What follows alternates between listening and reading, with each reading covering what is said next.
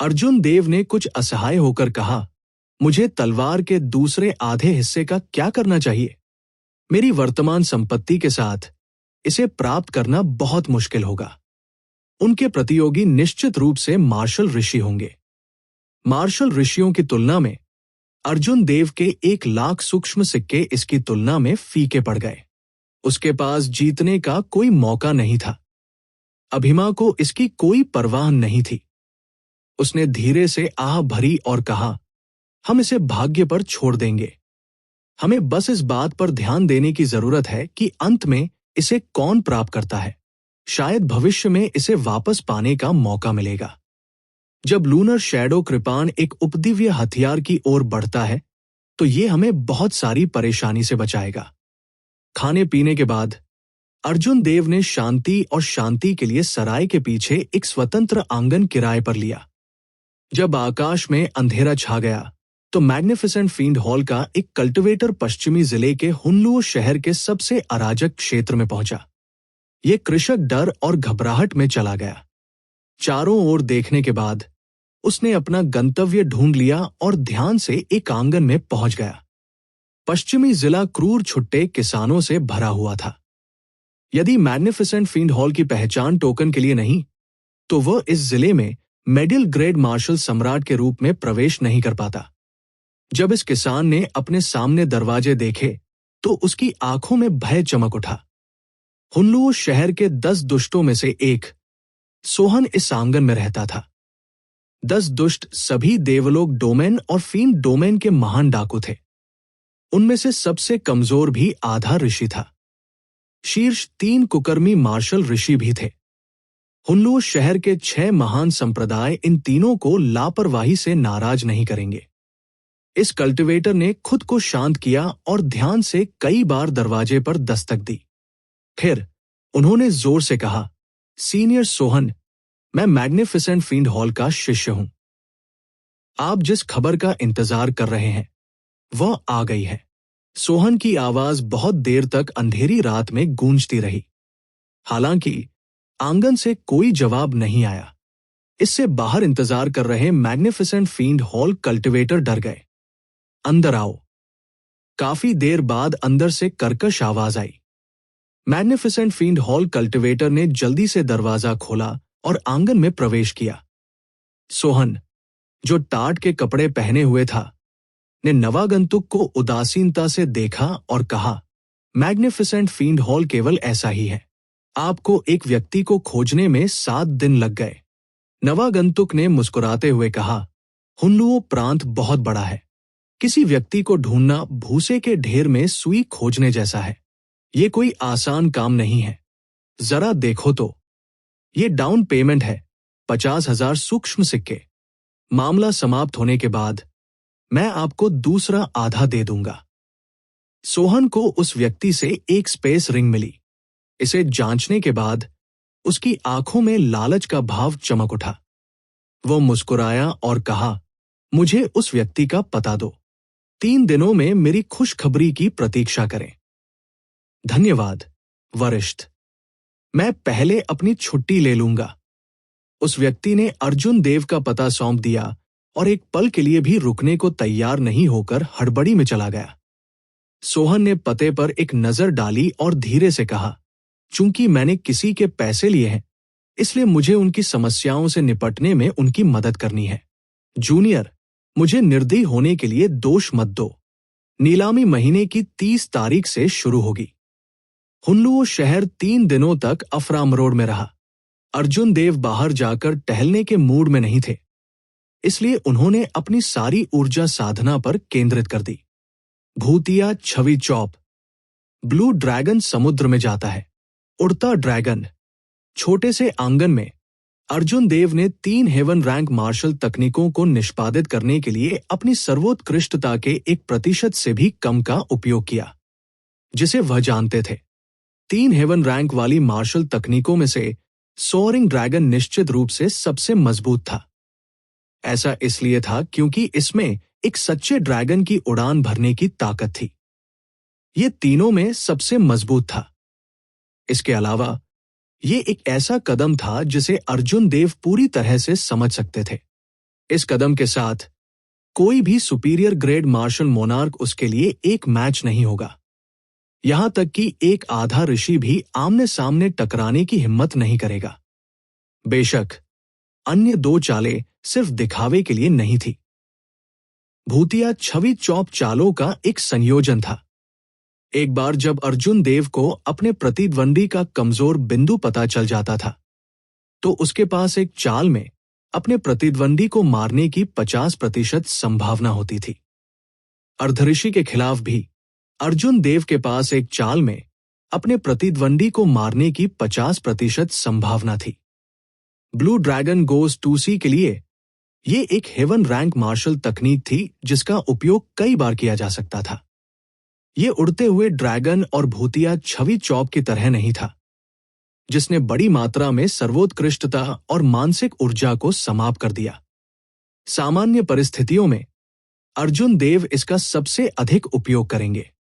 अन्य दो को हत्या की चाल के रूप में इस्तेमाल किया जा सकता है।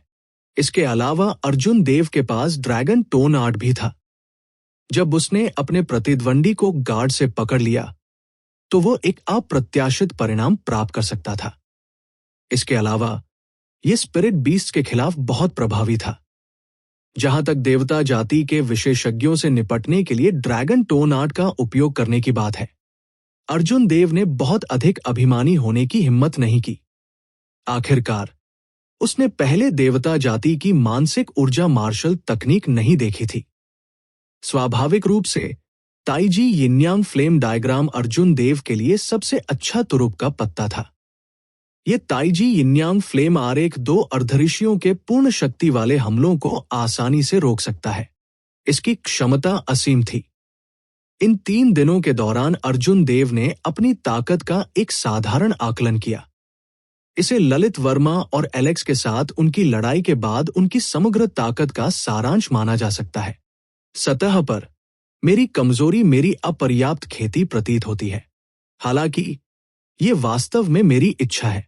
अर्जुन देव ने अपनी कृपाण वापस ले ली और शांति से स्थिति का विश्लेषण किया। दरअसल 7 दिग्गजों की खेती लगभग एक जैसी ही थी, हालांकि बीरांशु और अन्य वरुण त्यागी से कई गुना कमजोर थे। इसके कई कारण थे, हालांकि सबसे महत्वपूर्ण बात यह थी कि वरुण त्यागी की वसीयत उनसे कहीं आगे निकल गई थी। हालांकि उनकी खेती समान थी, लेकिन उनकी ताकत पूरी तरह से अलग स्तर पर थी। वास्तव में कई अवर श्रेणी के मार्शल ऋषि अब वरुण त्यागी के लिए एक मैच नहीं थे। सबसे महत्वपूर्ण बात यह है कि वसीयत को समझना है। इस यात्रा के बाद मुझे उस स्थान पर जाना है जिसका उल्लेख अभिमानी किया था। ये कौन है? वहां छिपना, चुपके से अभिनय करना। अचानक अर्जुन देव के हाव भाव बदल गए। वो मुड़ा और 100 मीटर पीछे हट गया। फिर उसने अपना दाहिना हाथ अपनी कृपाण की मूठ पर रखा और दीवार पर खड़े सोहन को ठंड से देखने लगा। सोहन ने अर्जुन देव की ओर देखा और चुपचाप जमीन पर गिर गया। वो पापी ढंग से मुस्कुराया और कहा, आपकी सतर्कता बहुत अच्छी है। दुर्भाग्य से आप जल्द ही एक मृत व्यक्ति बनने जा रहे हैं। सोहन विशेष रूप से बूढ़ा नहीं लग रहा था। वह एक अधेड़ उम्र के आदमी की तरह लग रहा था। हालांकि उसकी आंखों के कोनों पर झुर्रियां और उसकी आंखों में जीवन के उतार चढ़ाव ने सुस्ती की भावना पैदा कर दी। सोहन के बड़े काले वस्त्र उसके शरीर के चारों ओर कसकर लिपटे हुए थे। उन्होंने अपने हाथों पर गहरे सोने के दस्ताने पहने हुए थे। सोहन, सोहन, सोहन। सोहन के शरीर के आसपास स्पष्ट रूप से कुछ भी नहीं था, लेकिन कभी कभी दयनीय चीखें सुनाई दे सकती थी। शांत रात में दयनीय चीखें किसानों के मन में तना हुआ तार खींच रही थी। जब यह व्यक्ति उतरा तो अर्जुन देव ने इस अवसर का लाभ उठाते हुए 200 मीटर और पीछे हटने का प्रयास किया। उसने दूसरे पक्ष को गंभीर भाव से देखा, लापरवाही बरतने की हिम्मत नहीं की। अर्जुन देव की मानसिक ऊर्जा विशाल और असीम थी और उनकी आध्यात्मिक भावना बहुत तेज थी। आमतौर पर वो अपने 1 किलोमीटर के भीतर एक शत्रुतापूर्ण कृषक की खोज करने में सक्षम होगा। हालांकि सोहन अर्जुन देव के 100 मीटर के दायरे में ही आ गया था। अगर अर्जुन देव बाद में होते तो शायद किसी गुप्त हमले में उनकी मौत हो जाती। कभी कभी परेशान करने वाली चीखें गूंज उठती थी। हालांकि अर्जुन देव पर ज्यादा असर नहीं पड़ा, लेकिन उन्हें लगता रहा कि कुछ तो गड़बड़ है। अर्जुन देव ने अपनी आध्यात्मिक भावना को अपनी आंखों में केंद्रित करने की कोशिश की। जब उसने भींगा तो उसने प्रकाश के 10 विषम लाल रंग के रिबन की खोज की, जिन्हें सोहन के आसपास नग्न आंखों से देखना मुश्किल था। प्रकाश के रिबन सुइयों और धागे की तरह महीन थे। जैसे ही वे सोहन की परिक्रमा करते थे, वे लहरों की तरह लहरते थे। जैसे ही प्रकाश के लाल रंग के रिबन चले गए, दुनिया की आध्यात्मिक ऊर्जा बारिश की तरह बिखर गई और इकट्ठा हो गई। जैसे ही प्रकाश के लाल रंग के रिबन चले गए, दुनिया की आध्यात्मिक ऊर्जा बारिश की तरह बिखर गई और इकट्ठा हो गई। हालांकि नियमित किसान इसे अपनी नग्न आंखों से नहीं देख सकते थे। वे केवल दूसरे पक्ष की फलती फूलती आभा को पहाड़ की तरह अस्पष्ट रूप से महसूस कर सकते थे। यह आमतौर पर ज्ञात ऋषि पराक्रम था। जब किसान मार्शल सेज की ओर बढ़े तो वे दुनिया की शक्ति को समझ सकते थे और मजबूत स्वर्गीय ऋषि कानून बना सकते थे। किंवदंती के अनुसार सम्राट रुद्र दुनिया के साथ एक हो भी सकते थे, अपने स्वयं के स्वर्गीय कानून बना सकते थे। उसके हाथ की एक लहर के साथ आकाश ढह जाएगा, पृथ्वी टूट जाएगी, पहाड़ और नदियां बिखर जाएंगी। प्रकाश के वे पतले लाल रिबन इस व्यक्ति की दुनिया के नियम होने चाहिए। आधे कदम वाले ऋषि क्षेत्र। यह व्यक्ति निश्चित रूप से 10 विषम स्वर्गीय ऋषि कानूनों को संघनित करना आसान नहीं था। जब अर्जुन देव ने बिरांशु से लड़ाई की तो ऐसा लग रहा था कि वे 100 चालों के भीतर समान रूप से मेल खाते हैं। हालांकि एक और 500 चालों के बाद अर्जुन देव की सर्वोत्कृष्टता और वाइटल क्यूई सूख जाएगी। इसके अलावा बीरांशु के पास स्वर्गीय ऋषि कानून थे। जिस गति से उन्होंने आध्यात्मिक ऊर्जा को अवशोषित किया और वो सर्वोत्कृष्टता की मात्रा को संग्रहित कर सकते थे, उसकी तुलना अर्जुन देव से नहीं की जा सकती थी। अर्जुन देव, ये व्यक्ति सरल नहीं है। प्रकाश के लाल रिबन जो आप देख रहे हैं, वे उसके सच्चे स्वर्गीय ऋषि कानून नहीं हैं। वे अपने डेंटियन में स्वर्गीय ऋषि कानूनों का प्रक्षेपण मात्र है। अभिमा, जो अमर आत्मा की अंगूठी में था, ने कुछ चिंता के साथ कहा, उसे किसी प्रकार की दुष्ट साधना तकनीक विकसित करनी चाहिए थी, जो अपने नियमों में अपनी भयानक आभा को शामिल करती थी। अन्यथा दुनिया के मूल रूप से विशाल और शक्तिशाली कानून लाल रंग के और दुष्ट क्यूई से भरे नहीं होंगे। यदि कोई अवसर है तो छोड़ देना सबसे अच्छा है। जब आप बिरांशु के साथ लड़े थे तो कोई बात नहीं, उन्हें वैदेही के बारे में चिंता करनी थी। ये व्यक्ति एक ढीला कृषक है, वो शायद अराजक है और उसे किसी चीज की परवाह नहीं है। अभिमा के रिमाइंडर के बिना भी अर्जुन देव पहले से ही बहुत एकाग्र थे। उससे पहले का व्यक्ति शायद कुनलुन दायरे में आने के बाद से उसका सबसे मजबूत प्रतिद्वंद्वी था। ऊपर आकाश में बादल छा गए और धीरे धीरे दबी हुई गड़गड़ाहट हुई। कभी कभी बैंगनी बिजली आकाश को फाड़ देती थी। अर्जुन देव ने पहले ही अपनी अमर वज्रावस्था को प्रकट कर दिया था। अर्जुन देव ने अपना दाहिना हाथ कृपाण की मूठ पर रखा और चुपचाप किंग सम्राट को कृपाण खींचते हुए मार डाला। अर्जुन देव की आंखों में एक लाल बत्ती टिमटिमा उठी। वो नरसंहार की चरम स्थिति थी जिसका उन्होंने लंबे समय से उपयोग नहीं किया था। इस समय उसने इसे वापस नहीं रखा। नरसंहार के इरादे से बनी हवा धीरे धीरे एक भारी और उजाड़ भावना के साथ आंगन में बह रही थी। जल्द ही एक तेज हवा चली। इस हवा में अर्जुन देव की आंखों में असीम हत्या का इरादा था। तेज हवा के चलते आंगन में हरी घास जीवन के सभी लक्षण खो गई और नरसंहार की तेज हवा के कारण मौके पर ही मुरझा गई। हवा गरजने लगी और रात के आकाश में बिजली और गड़गड़ाहट के साथ सारस चिल्लाने लगे। चौंकाने वाली गति के बीच अर्जुन देव के सफेद वस्त्र लहरा रहे थे और उनके काले बाल फड़फड़ा रहे थे। कृपाण की मूठ पकड़कर अर्जुन देव ने अपनी आभा वापस ले ली, खुद को दुनिया में छिपा लिया। विशाल और बेलगाम आभा में वो असीम रूप से छोटा लग रहा था। ऐसा लग रहा था कि उसके और सोहन के बीच की दूरी हजारों किलोमीटर बढ़ गई है। हालांकि सिर्फ एक आंदोलन के साथ दुनिया में छिपी ये छोटी सी आकृति 5000 किलोमीटर को पार कर जाएगी और एक मूसलाधार आभा के साथ आएगी। सोहन की पुतलियां सिकुड़ गई क्योंकि वो धीरे से चिल्लाया। उसकी आंखों में एक अजीब सी रोशनी चमक उठी और वो कुछ आश्चर्यचकित था। जिस चीज ने उन्हें चौंका दिया वह थी अर्जुन देव की कृपाण का आरेखन। जिस बात ने सोहन को चौंका दिया वह थी अर्जुन देव की ड्राइंग द कृपाण। उसी पीढ़ी के मार्शल सम्राट, यहां तक कि अर्जुन देव की तुलना में उच्च खेती वाले किसान भी मौके पर ही दबे हुए महसूस करते थे। हालांकि अर्जुन देव के लिए ये कुछ भी नहीं था। उन्होंने पहले ही अपने स्वर्गीय ऋषि कानूनों को संघनित कर लिया था।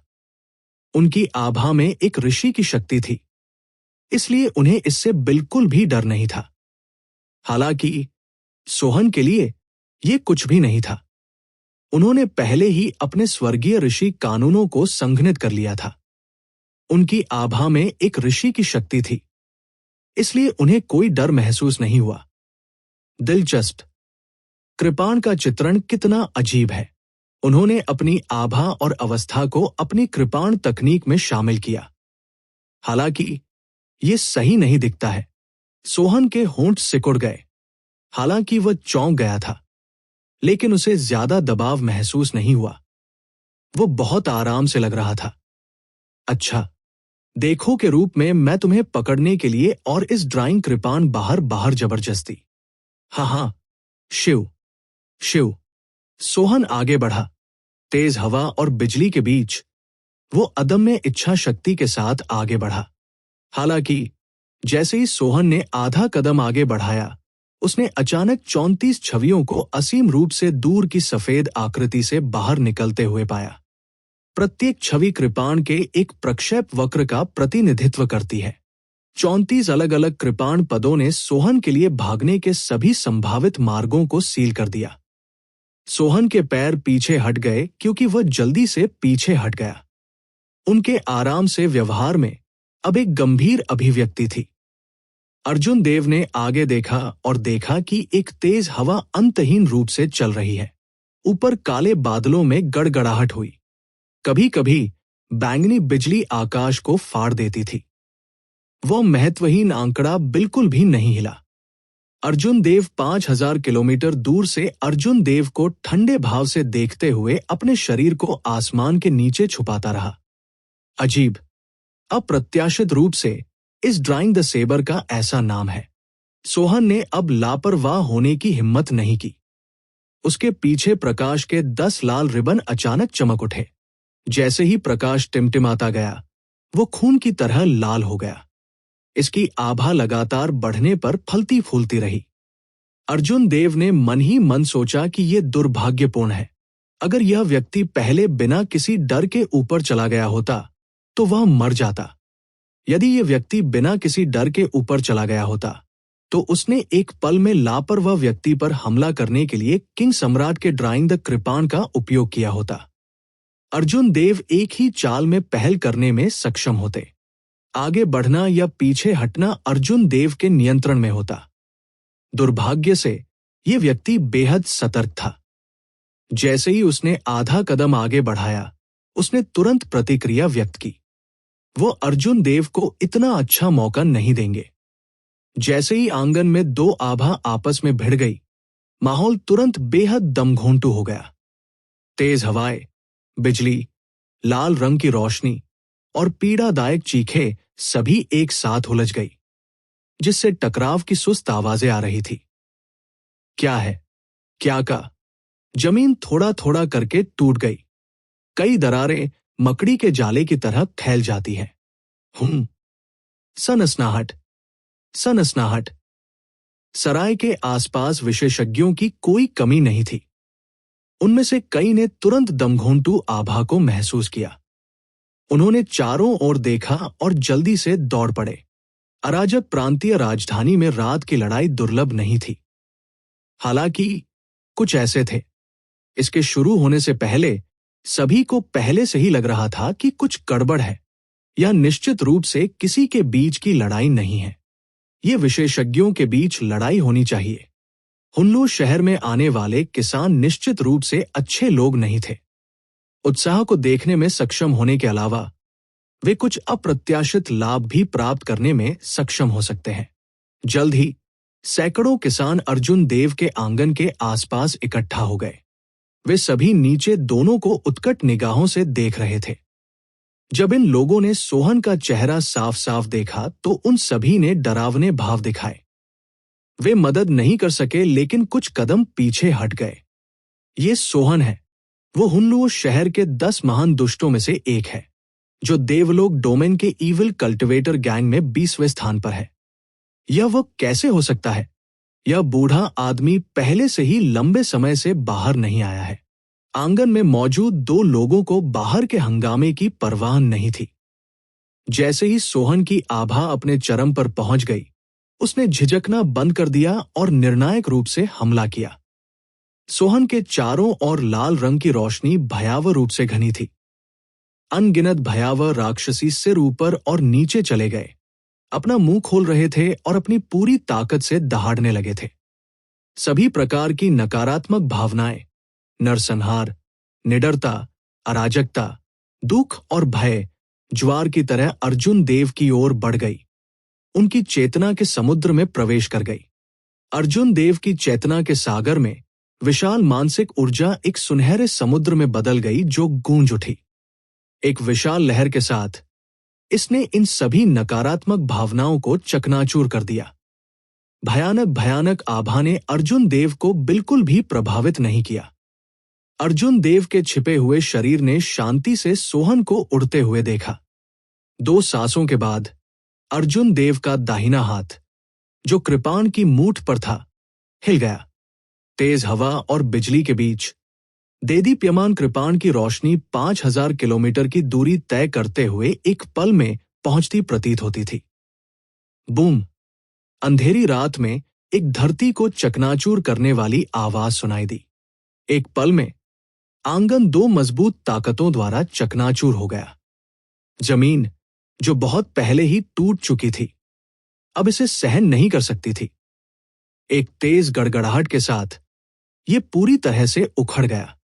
हजारों की संख्या में विशाल चट्टानें हवा में उड़ गई, जिससे जगह अराजक हो गई। पुसी, अर्जुन देव के मुख के कोने से खून का एक निशान बह निकला। उनकी आकृति को लगातार पीछे की ओर उड़ते हुए भेजा गया था। उसके शरीर ने एक के बाद एक बड़ी बड़ी चट्टानों को टुकड़े टुकड़े कर दिया। हवा में सवार सोहान बिल्कुल भी नहीं हिला। हालांकि उसकी छाती पर एक भयानक कृपाण का घाव था। घाव में बची हुई बिजली लगातार तेज हो रही थी। बिजली सोहन के शरीर में गिर गई, जिससे कहर बरपा गया। सोहन के होंठ फड़क गए और उसकी मोटी भौहें कसकर बुनी गई। जब सोहन ने नीचे देखा तो उसने अपनी छाती पर 8 सेंटीमीटर लंबा कृपाण घाव देखा, जो उसके आंतरिक कवच को तोड़ देता था। उसकी आंखों में अविश्वास की अभिव्यक्ति चमक उठी। एक चिंगारी को उड़ने में लगने वाले समय में सोहन का शरीर कृपाण के सर्वव्यापी प्रक्षेप वक्र से बचने के लिए अर्जुन देव की चाल के अनुसार 30 से अधिक बार चकमा दे चुका था। मूल रूप से सोहन ने सोचा कि उसने अर्जुन देव की कृपाण के प्रक्षेप वक्र के माध्यम से पूरी तरह से देखा है। हालांकि आदान प्रदान के अंतिम क्षण में वह चूक गए और अर्जुन देव की कृपाण से टकरा गए। हालांकि सोहन का रिएक्शन काफी तेज था। उनके युद्ध के अनुभव ने उन्हें घबराने से रोका। कृपाण की रोशनी सोहन के सीने को छूती ही उसने अर्जुन देव के दाहिने कंधे पर हथेली से वार किया।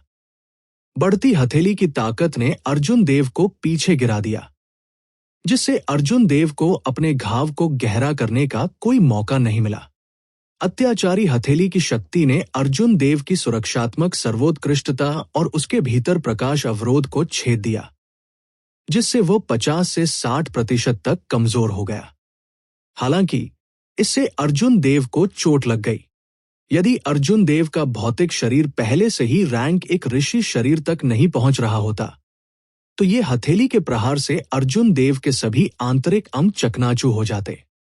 भले ही इस व्यक्ति की ताकत की तुलना बिरांशु से नहीं की जा सकती थी, लेकिन वह इससे दूर नहीं था। बैंड। अर्जुन देव ने अपनी आकृति को स्थिर किया और एक विशाल चट्टान पर खड़े हो गए। उसका शरीर थोड़ा आगे झुक गया क्योंकि उसने एक हाथ से अपनी कृपाण को पकड़ रखा था।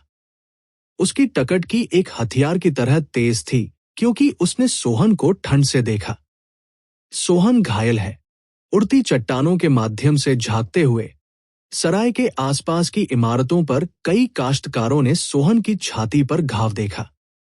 उनकी आंखों की गहराई में सदमे कौंध गए। अजीब बात है, ये बव्वा कौन है?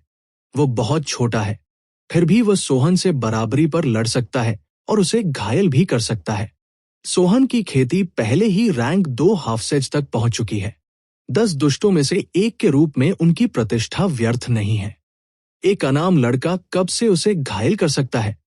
हाँ, ये देखने के लिए एक अच्छा शो है। सोहन पिछले कुछ दशकों से लोगों की हत्या कर रहा है। कौन जानता है कि उसने कितनी संपत्ति लूट ली है। अगर उसे कुछ हो जाता है तो हमारा अवसर आ सकता है। कुछ लोग चौंक गए, लेकिन इससे भी अधिक लोगों ने बुरे इरादे रखे। उन्होंने सोहन को घूरते हुए अपनी आंखों में एक जानलेवा इरादा प्रकट किया। ये हुनलुओ शहर था। यहां आने वाले किसानों में से कोई भी कायर नहीं था। यहां तक कि अगर कोई कुख्यात था, तो एक बार जब एक कमजोर स्थिति का पता चला और गंभीर रूप से घायल हो गया, तो कोई भी डूबते हुए कुत्ते को पीटने में कोई आपत्ति नहीं करेगा। सोहन ने शांति से अर्जुन देव की ओर देखा। उसके पीछे लाल रिबन लहरों की तरह लहरा रहा था और दुनिया की विशाल आध्यात्मिक ऊर्जा एक नदी की तरह उमड़ पड़ी। हवाएं और बादल मंथन कर रहे थे और सोहन की आभा लगातार बढ़ रही थी। आसपास की चट्टानें भी स्वर्गीय ऋषि कानूनों के प्रभाव में ऊपर और नीचे उछलती थी। इतना खराब नहीं। मैंने लंबे समय से इतना उत्तम आरेखन कृपाण नहीं देखा है। अगर ये 30 साल पहले होता तो इस बूढ़े आदमी का निश्चित रूप से आपके साथ अच्छा आदान प्रदान होता। दुर्भाग्य से मैंने इस आपदा से निपटने के लिए किसी का पैसा लिया। आज तुम निश्चित रूप से मर जाओगे। सोहन मुस्कुराया और धीरे से अपने दस्ताने वाले हाथ भींच लिए।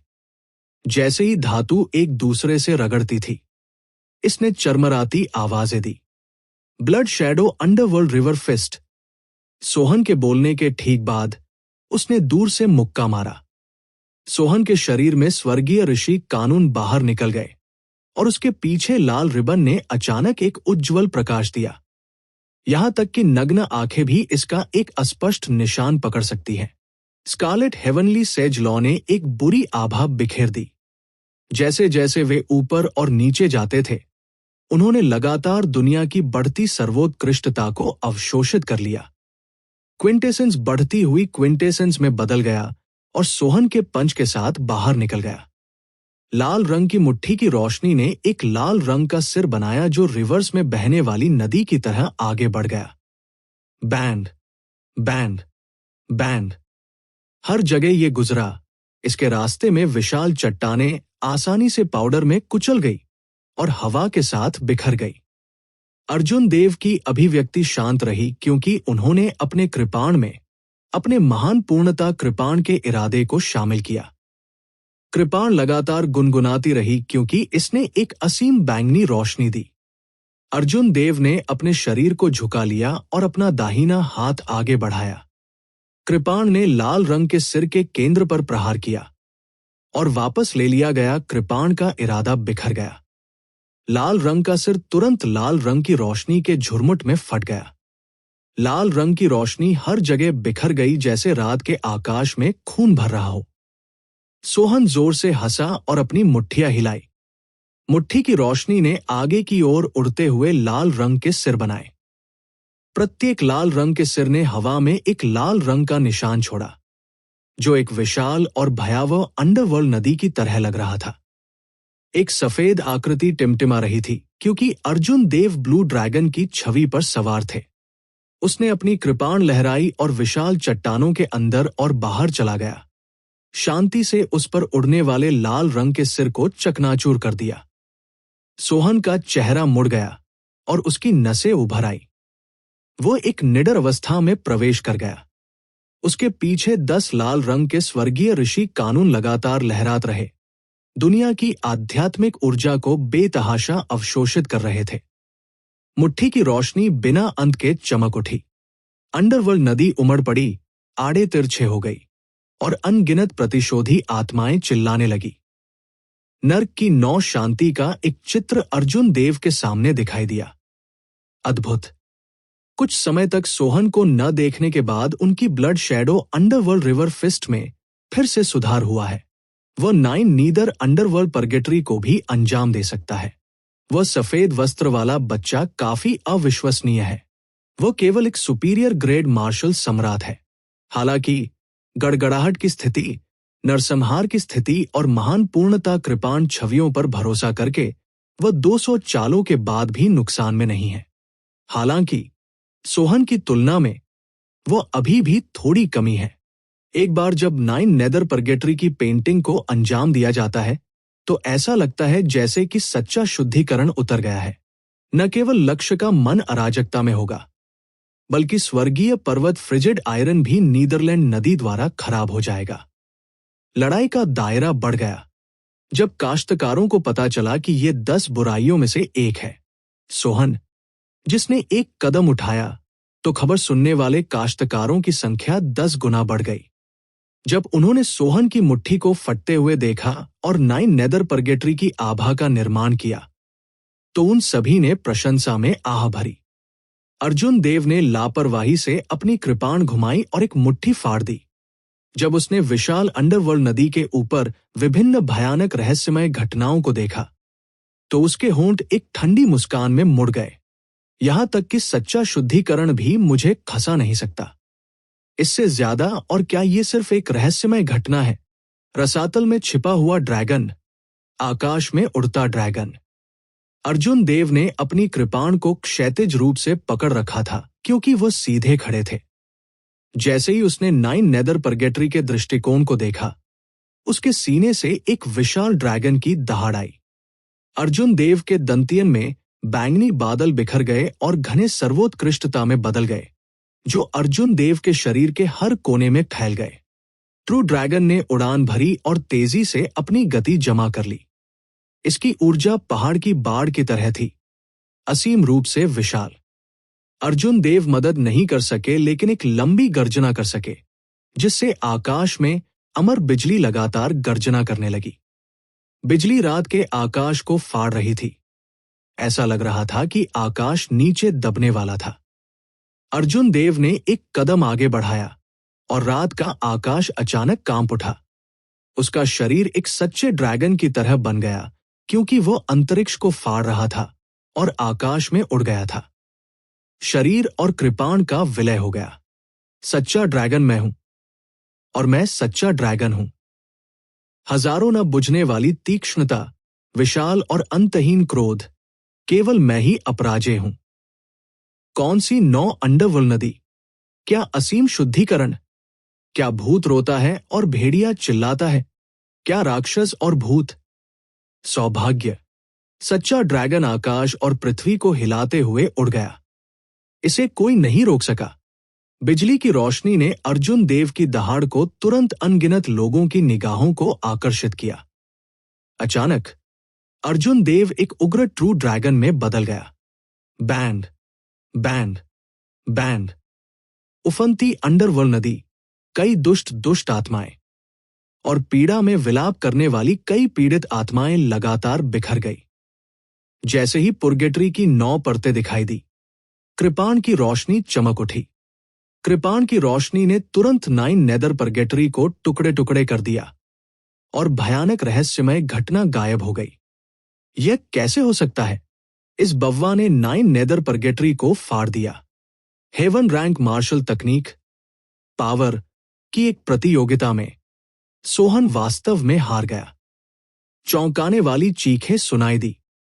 किसी ने भी उम्मीद नहीं की थी कि अर्जुन देव बिना कोई निशान छोड़े सोहन के तुरुप के पत्ते को इतनी निर्णायक रूप से तोड़ देंगे।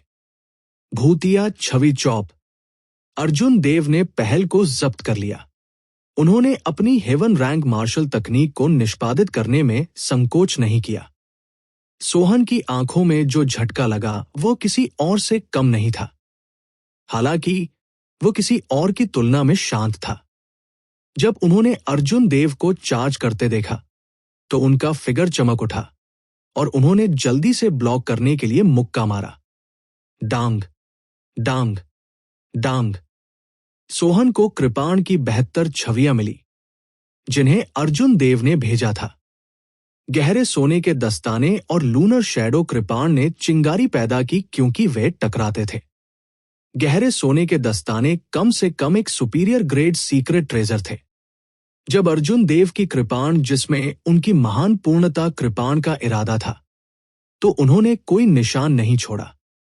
अर्जुन देव ने सोहन पर कुछ दबाव कम करते हुए कुछ बल को विक्षेपित करने में भी कामयाबी हासिल की। जब सोहन को कृपाण की 72 छवियां मिली जिन्हें अर्जुन देव ने बिना किसी दबाव के भेजा था तो उनके होंठ मुस्कुराहट में बदल गए। उन्होंने कहा, आप खुद को अधिक आंकते हैं। क्या आपको लगता है कि मेरे 9 नेदर परगेटरी को तोड़कर आप मुझे दबा सकते हैं? आप अभी भी मुझसे संपर्क करने की पहल करने की हिम्मत करते हैं। क्या आप जीने से थक गए हैं? सोहन के पीछे लाल स्वर्गीय ऋषि कानूनों में तीव्रता से उतार चढ़ाव आया। उसकी आंखों में एक क्रूर रोशनी चमक उठी क्योंकि उसने जल्दी से क्विंटेसेंस जमा कर लिया। वह इस अवसर का उपयोग करने के लिए तैयार थे जब अर्जुन देव उनके करीब आए और उन्हें मुक्का मारने के लिए विस्फोट कर दिया। अर्जुन देव मंद मंद मुस्कुराया। भूतिया छवि चौप उतना सरल कैसे हो सकता है जितना उसके प्रतिद्वंदी ने सोचा था। उसने अपनी कलाई को घुमाया और जल्दी से अपने कृपाण से एक वृत्त खींचा। बूम! अचानक बिजली का समुद्र दिखाई दिया। बिजली की रोशनी सोहन की ओर बढ़ती ही उठती लहरों की आवाज भी आई। बिजली के विशाल समुद्र के अचानक प्रकट होने से सोहन चौंका दिया। उसने जल्दी से अपने द्वारा जमा की गई सर्वोत्कृष्टता को वापस ले लिया और पीछे हट गया। हालांकि बिजली का समुद्र ज्वार की लहर की तरह उसका पीछा करते हुए बढ़ गया। समुद्र असीम था और बिजली की रोशनी विशाल थी। बिजली के समुद्र के सामने सोहन का फिगर बहुत ही महत्वहीन लग रहा था। इतनी बड़ी रहस्यमय घटना। ये बव्वा केवल एक सुपीरियर ग्रेड मार्शल सम्राट है। वो अपनी सर्वोत्कृष्टता का समर्थन कैसे कर सकता है? सोहन बहुत ज्ञानी थे। एक नजर से वो बता सकता था कि बिजली के समुद्र के लिए बड़ी मात्रा में सर्वोत्कृष्टता की आवश्यकता होती है। वो आश्चर्यचकित और भ्रमित महसूस कर रहा था। समझने में असमर्थ था। सोहन की अर्धऋषि साधना के साथ भी उसके लिए इतनी विशाल रहस्यमय घटना का समर्थन करना आसान नहीं था। बिना किसी उद्घाटन के इस कदम के साथ आमने सामने टकराने के लिए आवश्यक वेरिटेबल एसेंस एनर्जी की मात्रा अर्जुन देव की तुलना में कई गुना अधिक होगी। हालांकि इस समय बिजली का बढ़ता समुद्र और लहरें एक विशाल आभा के साथ उसके पास आई। सोहन अब और संकोच नहीं कर सकता था। 9 क्रांति अंडरवर्ल्ड नदी परिवर्तन। सोहन ने भयंकर रूप से दहाड़ते हुए कहा और उसके पीछे लाल रंग के स्वर्गीय ऋषि कानून जल्दी से धुंधले हो गए। उसके शरीर में सर्वोत्कृष्टता ज्वालामुखी की तरह फूट पड़ी।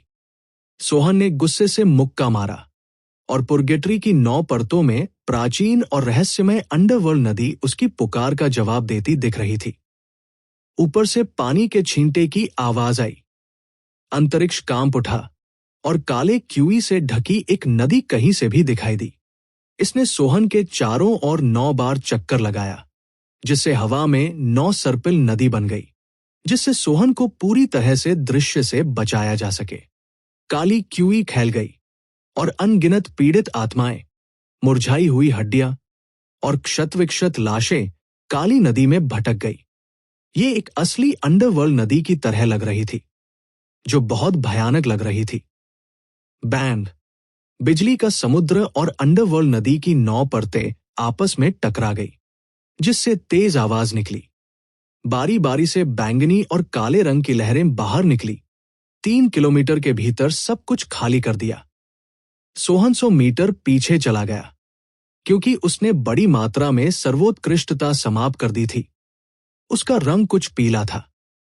उसके पीछे स्वर्गीय ऋषि कानून, जिन्हें नग्न आंखों से देखना मुश्किल था, जल्दी से लहरदार हो गए, खोई हुई सर्वोत्कृष्टता की भरपाई करने की कोशिश कर रहे थे। हालांकि इस कदम ने बहुत सारे सर्वोत्कृष्टता को समाप्त कर दिया। जब तक सोहन लड़ना बंद नहीं कर देता और तुरंत आराम नहीं करता, तब तक 10 विषम स्वर्गीय ऋषि कानूनों पर भरोसा करके थोड़े समय में ठीक होना असंभव होगा। सबसे खास बात यह थी कि अर्जुन देव सोहन को सांस लेने का कोई मौका नहीं देते थे। वह एक आधे ऋषि के साथ लड़ाई नहीं खींच सकता था जो स्वर्गीय ऋषि कानूनों को समझता था। बिजली के बिखरते समुद्र के बीच अर्जुन देव ने अपनी आभा को छिपाया और एक और खून की उल्टी की। फिर कृपाण प्रकाश का एक किनारा चमक उठा। बैंगनी कृपाण की रोशनी रात के आकाश में इंद्रधनुष की तरह थी, उल्का की तरह। ये एक पल में गायब हो गया, अप्राप्य और अथाह था। अचानक सोहन ने अपने दिल में मौत का एहसास किया, जिससे वह चौंक गया। उसने जल्दी से अपनी सर्वोत्कृष्टता को ठीक करना बंद कर दिया और अपने दिमाग को उसकी सीमा तक केंद्रित कर दिया। उसने लापरवाही बरतने की हिम्मत नहीं की। अपनी प्रवृत्ति पर भरोसा करते हुए सोहन मुड़ा और जल्दी से अपने दस्ताने वाले हाथों को अपनी छाती से लगा लिया। डांग! बिजली की रोशनी फूट पड़ी और सोहन 100 कदम पीछे हट गए।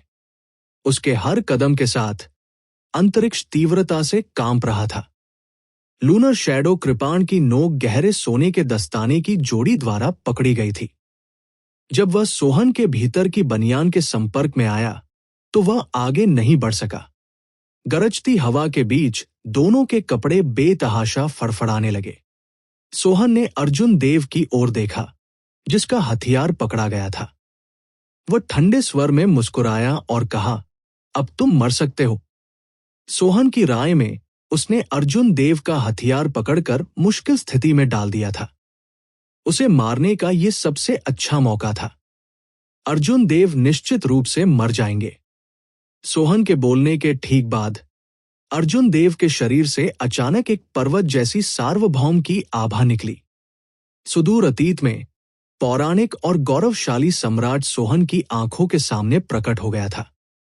सोहन का दिमाग एक पल के लिए रुक गया और वो कृपाण पर अपनी पकड़ ढीली करने से खुद को नहीं रोक सका।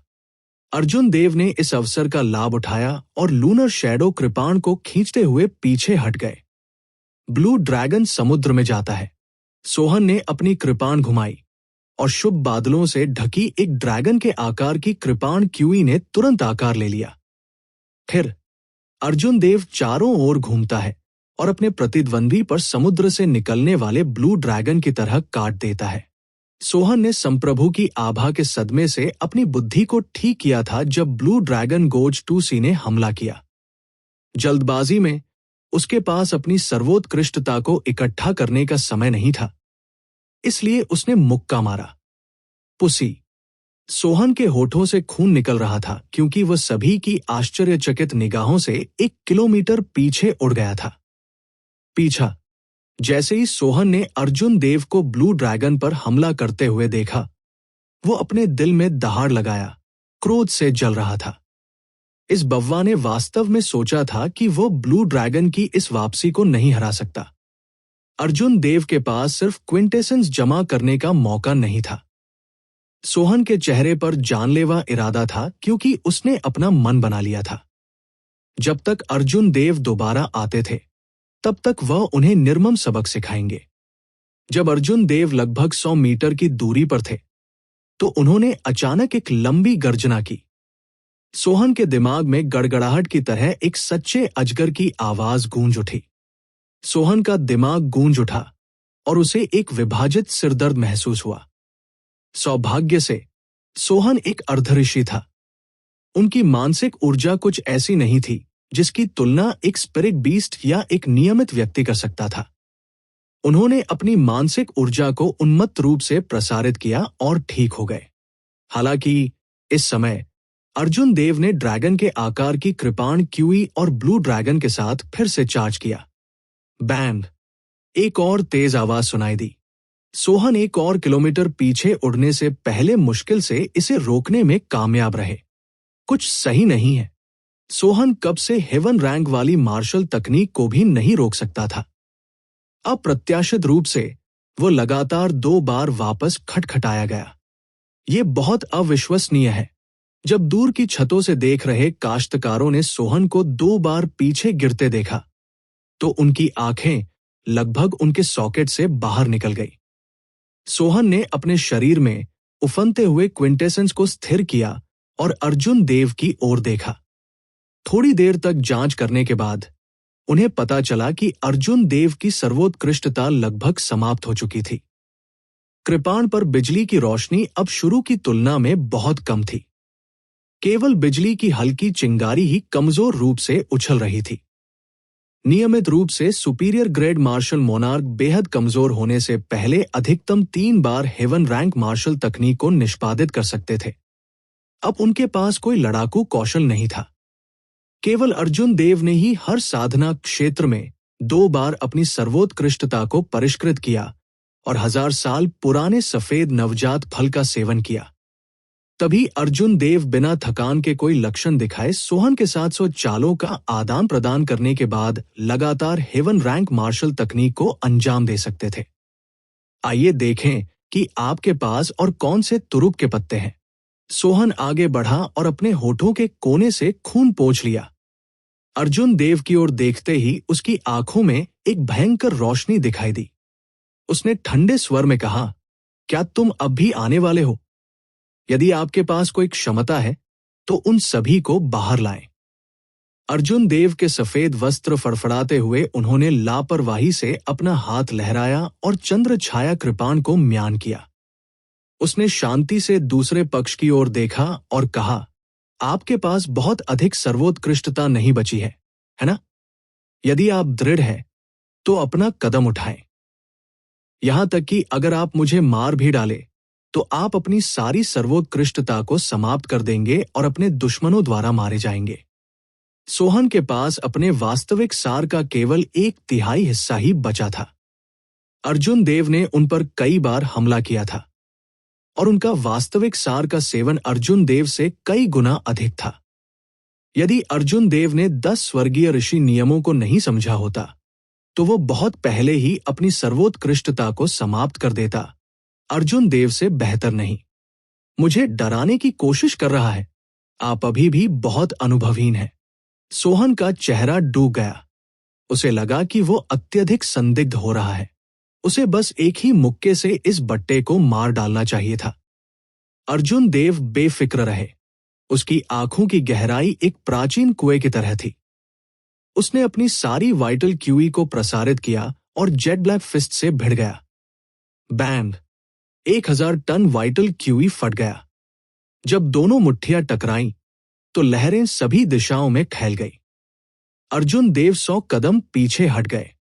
हालांकि उसके प्रतिद्वंद्वी की सर्वोत्कृष्टता का बल काफी कम हो गया, लेकिन सोहन के पास अपने शरीर की रक्षा करने वाला कोई सर्वोत्कृष्टता नहीं थी। वह केवल अपने मजबूत भौतिक शरीर और अपने शरीर में प्रकाश झिल्ली पर भरोसा कर सकता था। फिर भी वो अभी भी काफी घायल था। सोहन के होठों के एक कोने से खून निकला और उसका नाजुक चेहरा पीला पड़ गया।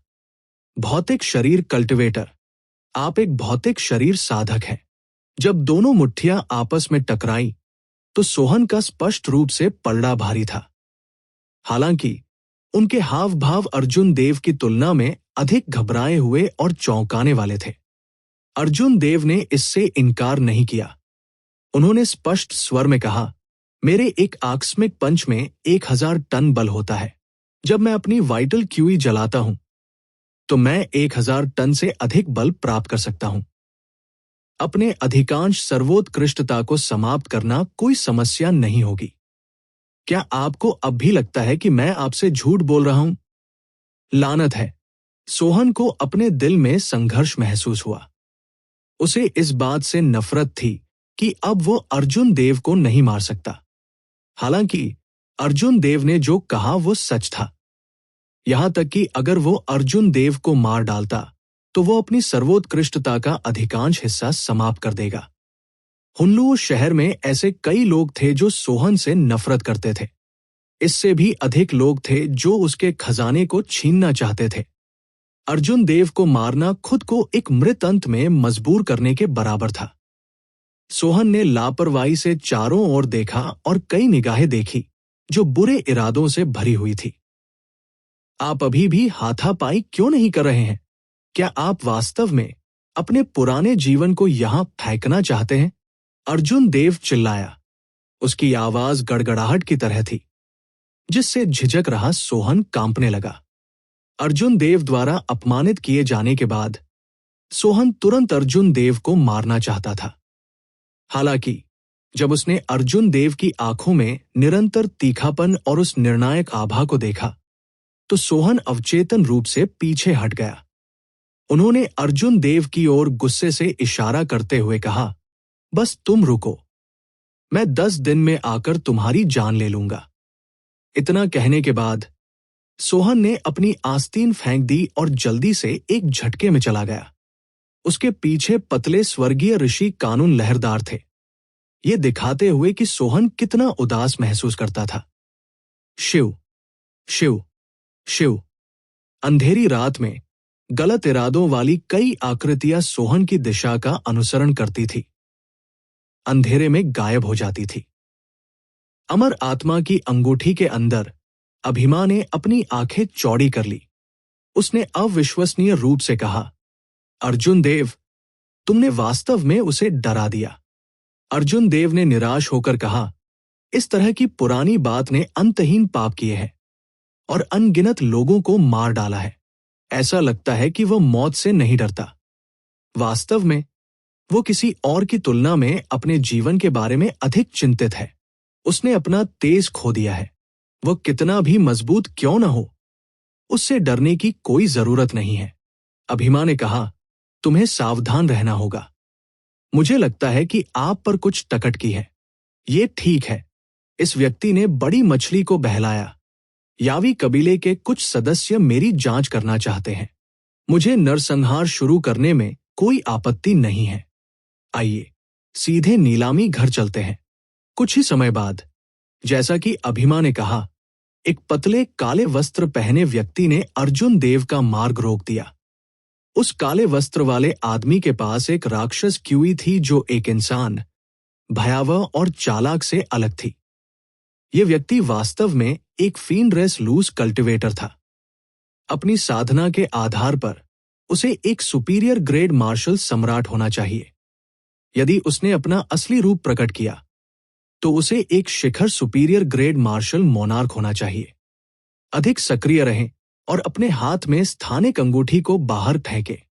मैं तुम्हें जल्दी मौत दे सकता हूं। फीन रेस के धीले कल्टिवेटर ने मुस्कुराया और अपनी लाल जीभ को बाहर निकाला, जिससे फुफकारने की आवाज निकली। बस उसे मार डालो। ये साथी फीन डोमेन की स्नेक रेस का कल्टिवेटर है। यदि वह अपना असली रूप प्रकट करता है तो उससे निपटना विशेष रूप से कठिन होगा। अभिमान ने अमर आत्मा की अंगूठी से जल्दी से कहा।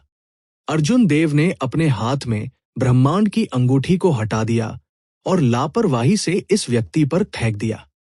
स्पष्ट रूप से उस स्नेक रेस कल्टिवेटर को इस तरह के निर्णायक रवैये की उम्मीद नहीं थी। उसने केवल थोड़ी देर बाद प्रतिक्रिया व्यक्त की और जोर से हंसा।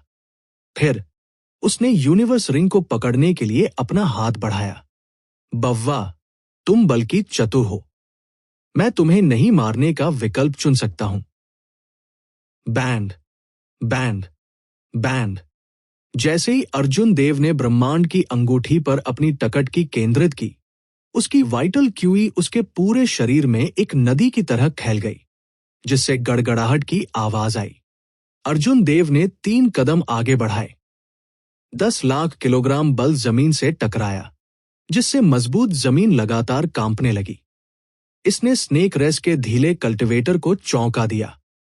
हालांकि अर्जुन देव उनसे पहले ही आ चुके थे।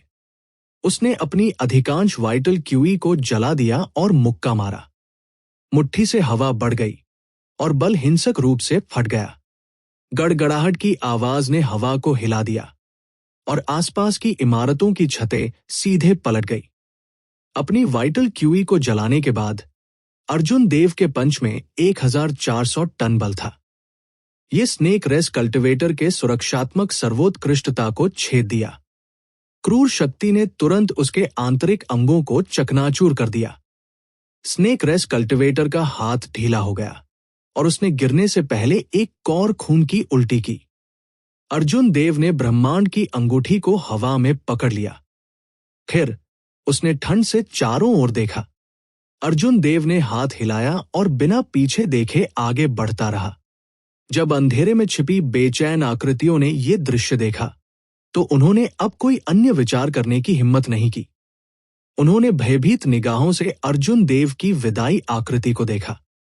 शायद कल तक एक अनाम लड़के द्वारा सोहन को पीछे हटने के लिए मजबूर करने की खबर पूरे शहर में फैल जाएगी। सोहन कई अपराधों का दोषी है। उनकी बदनामी दूर दूर तक फैल चुकी है।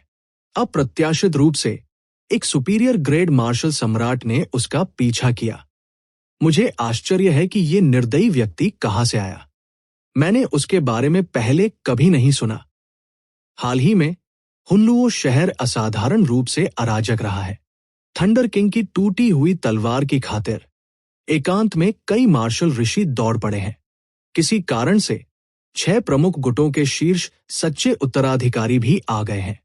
भीड़ में हल्की चर्चा गूंज उठी। जैसे ही उन्होंने अर्जुन देव को जाते देखा, उन्होंने आह भरी। जब आकाश चमक उठा तो अर्जुन देव फलते फूलते स्वर्ग नीलामी घर के नीचे प्रकट हुए। अर्जुन देव को नहीं पता था कि फलता फूलता स्वर्ग नीलामी घर क्या है, लेकिन इसके 3 किलोमीटर के दायरे में का इलाका बहुत ही शांत था। कई क्रूर ढीले काश्तकारों ने अपनी बलपूर्वक आभा को दबा दिया। अन्य स्थानों पर अराजक स्थिति इस जगह के बिल्कुल विपरीत थी। 3 दिनों में भव्य नीलामी के कारण फलते फूलते हेवन पवेलियन में कई काश्तकारों का आना जाना था। अर्जुन देव को जो जानकारी मिली थी उसके अनुसार 3 दिन में थंडर किंग की थंडरवुड स्वॉर्ड की टूटी हुई तलवार को न सिर्फ नीलाम किया जाएगा, बल्कि कई अन्य कीमती खजाने भी होंगे। गुप्त खजाने, मार्शल तकनीक, आत्मा की गोलियां, प्राकृतिक खजाने, औषधीय गोली व्यंजनों और भी बहुत कुछ। हुनलुओ शहर में एकमात्र नीलामी घर के रूप में हलचल भरा दृश्य पूर्वानुमानित था। जैसे ही अर्जुन देव भीड़ का पीछा कर रहे थे, उन्हें कई मजबूत काश्तकारों को महसूस हो रहा था। अर्जुन देव ने 4 या 5 मार्शल ऋषियों को देखा जिन्होंने अपनी आभा छिपा रखी थी। इन लोगों के पीछे स्वर्गीय ऋषि कानून, जिन्हें नग्न आंखों से नहीं देखा जा सकता था, सभी उंगलियों के आकार के थे। इसके अलावा उनमें से कई थे। जैसे जैसे वे ऊपर और नीचे जाते थे, उनके शरीर में विशाल आध्यात्मिक ऊर्जा डाली जाती थी। सोहन के सुई के आकार के स्वर्गीय ऋषि कानूनों की तुलना इन लोगों से नहीं की जा सकती थी। ये एक बच्चे की तुलना एक वयस्क से करने जैसा था। एक लड़ाई में ये मार्शल ऋषि सोहन को एक मुक्के से कुचलने में सक्षम होंगे। इसके अलावा नीलामी अभी तक आधिकारिक तौर पर शुरू नहीं हुई थी। अगर यह 3 दिन बाद होता तो और भी अधिक मार्शल ऋषि होते। अर्जुन देव ने थोड़ा भौहें चढ़ा दी। हाथ में 1 लाख सूक्ष्म सिक्कों के साथ वह थंडर किंग की थंडरवुड तलवार की टूटी हुई तलवार प्राप्त करने में सक्षम नहीं होगा। जहां तक इसे बलपूर्वक छीनने की बात है तो यह और भी असंभव था। फलते फूलते स्वर्ग मंडप के आंतरिक भाग में प्रवेश करने के बाद अर्जुन देव तुरंत विभिन्न मंत्रिमंडलों में खजाने से चकाचौंध हो गए। नीलामी के लिए कई वस्तुओं को देदीप्यमान हॉल में प्रदर्शित किया गया था।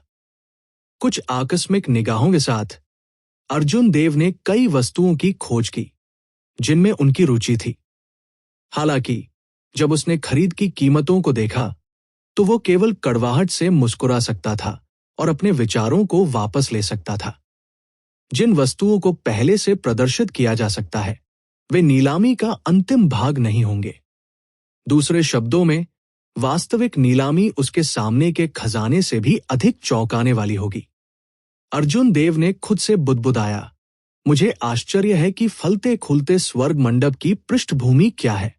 ये हुन्लू शहर की प्रांतीय राजधानी में इतना भव्य प्रदर्शन कैसे बनाए रखने में सक्षम है। जब अभिमा ने ये सुना तो उसने उदास होकर कहा, उनकी पृष्ठभूमि बहुत अच्छी है।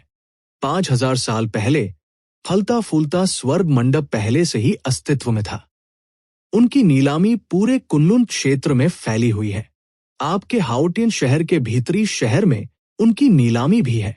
नीलामी के अलावा वे कई अन्य व्यवसाय भी चलाते हैं, जैसे कि खुफिया जानकारी बेचना, गुप्त खजाने को संसाधित करना, स्टार सिक्के बनाना, अंतरिक्ष अन्वेषण, सेनाओं को काम पर रखना और यहां तक कि ग्रेट 1000 वर्ल्ड्स की नीलामी करना। यह सुनने के बाद अर्जुन देव सिरदर्द महसूस किए बिना नहीं रह सके। उसने चुपके से अपनी जीभ पर क्लिक किया। ये कैसे संभव है? इतनी बड़ी ताकत के साथ क्या इसकी तुलना बुशिन पैलेस से नहीं की जा सकती? अभिमा ने मंद मंद मुस्कुराते हुए कहा, भविष्य में आपको पता चल जाएगा कि कुनलुन क्षेत्र कितना विशाल और प्राचीन है। यह आपकी कल्पना से कहीं अधिक है। कई प्राचीन संप्रभु कुलीन कुलों का इतिहास बुशिन पैलेस से भी अधिक प्राचीन है। वे बहुत लंबे समय से अस्तित्व में हैं, अमर हो गए हैं। अर्जुन देव ने अभिमा के साथ कुनलुन क्षेत्र के अतीत के बारे में बात की। जब वह नीलामी के लिए खजाने की प्रशंसा करते हुए हॉल के चारों ओर घूमते थे, अचानक उसकी नजर एक क्रिस्टल कैबिनेट पर केंद्रित हो गई। अंदर जानवर को छिपाने वाले कागज का एक टुकड़ा था, जो एक औषधीय गोली का सूत्र था।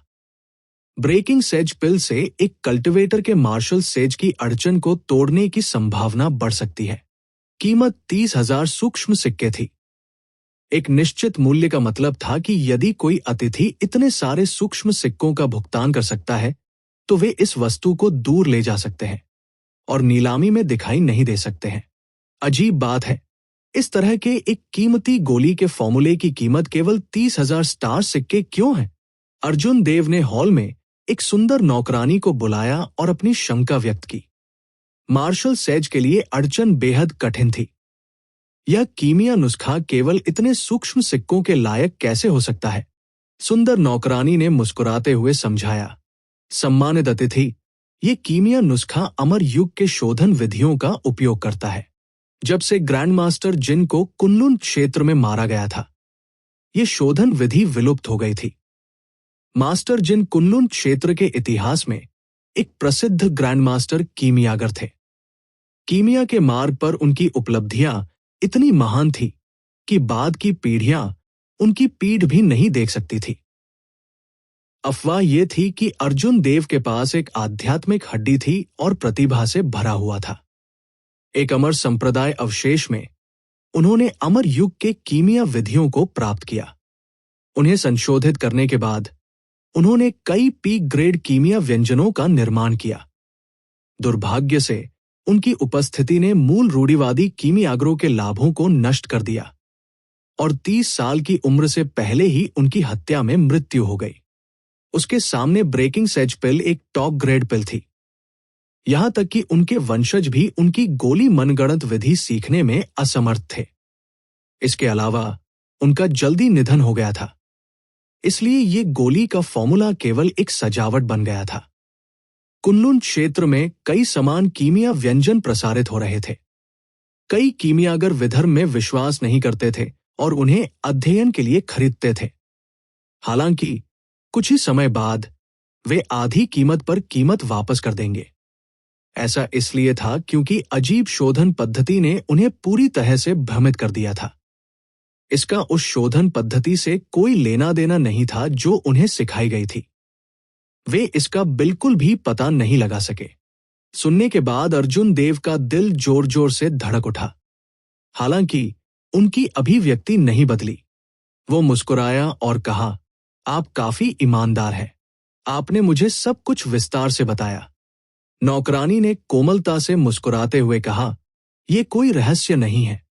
उस ग्राहक को इतनी कम कीमत पर बेचने के लिए बहुत नुकसान हुआ होगा। हालांकि 30,000 स्टार सिक्कों की इस निश्चित कीमत के साथ मुझे लगता है कि कोई भी इसे नहीं खरीदेगा। 2 दिनों में इसकी नीलामी होने की संभावना बहुत अधिक है। मैं इसे खरीदूंगा, अर्जुन देव ने नौकरानी से कहा, क्योंकि वो क्रिस्टल ग्लास के नीचे कीमिया रेसिपी को एक उत्कट दृष्टि से देख रहा था। नौकरानी की आंखों में सदमा चमक उठा। उसे लगा कि ये अजीब है। अर्जुन देव अभी भी इस कीमिया रेसिपी को क्यों खरीदना चाहते थे जब उन्हें इसकी विशिष्टता के बारे में पता था। हालांकि इस दुनिया में हमेशा कुछ लोग ऐसे होते थे जो तब तक हार नहीं मानते थे जब तक कि वे दीवार से न टकरा जाएं। नौकरानी ने जल्दी से अपनी बुद्धि को पुनः प्राप्त किया और कहा, उस मामले में बिल का निपटान करने के लिए मेरे साथ पीछे आओ। मैं तुरंत आपके लिए कीमिया रेसिपी लाऊंगा। एक क्षण रुकिए, आपको ड्रैगन की हड्डियां इकट्ठा करनी चाहिए, है ना? 30,000 सूक्ष्म सिक्के वास्तव में काफी थे। एक नियमित अर्धऋषि के पास केवल 2 लाख सूक्ष्म सिक्के होंगे। जहां तक अर्जुन देव की बात है, उनके पास केवल 1 लाख सूक्ष्म सिक्के थे। एक बार में 30,000 सूक्ष्म सिक्के खर्च करने से अर्जुन देव को चोट पहुंचेगी।